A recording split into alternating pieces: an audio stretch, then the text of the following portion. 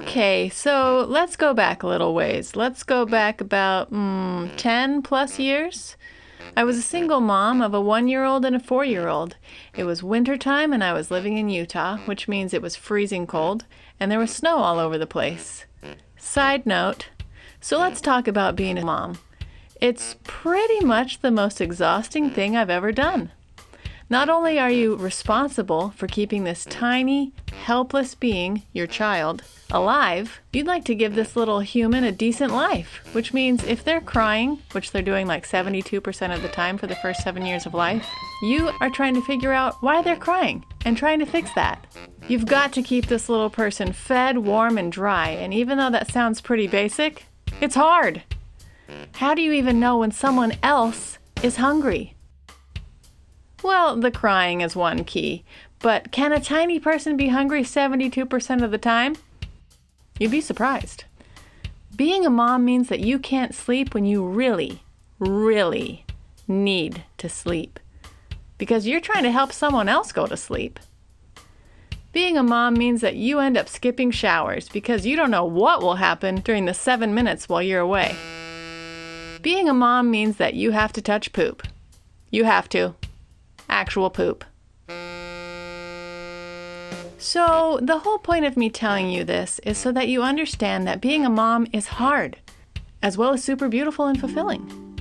And so that I can tell you that being a mom in the wintertime when it's snowing and freezing cold outside is like 47 times harder than being a mom during the other times of the year. If you thought it was hard to get out the door with kids before winter hit, welcome to the hour-long ordeal of getting a child ready to go outside in wintertime. So, I was a single mom of a 1-year-old and a 4-year-old. It was wintertime, and I was living in Utah, where it snows in the winter. So on top of it taking like 15 years to get the kids ready to go outside, P.S. just to put them into the car to drive like 5 minutes to the grocery store, there's the snow factor. The actual snow that's covering the car and the driveway. Can you imagine scraping snow off of a car while holding a 1-year-old in one arm and keeping track of your 4-year-old while she may or may not be climbing up your leg, eating snow from under the fender, and licking the numerous types of frozen metal all around? Amazingly, I rarely had to shovel snow off of my driveway that year. Why? Because people are just good, and they do kind things. For a while, I didn't know who was shoveling the snow off my driveway. I pretty much figured it was probably the combined efforts of a bunch of neighbors, and I still think that that's true. Neighbors, thank you for shoveling the snow off of my driveway. Honestly, it was so nice to come out to a clean driveway each time it snowed, which was like once a week. But who was doing this kind deed? Where were they? How were they escaping without leaving any footprints?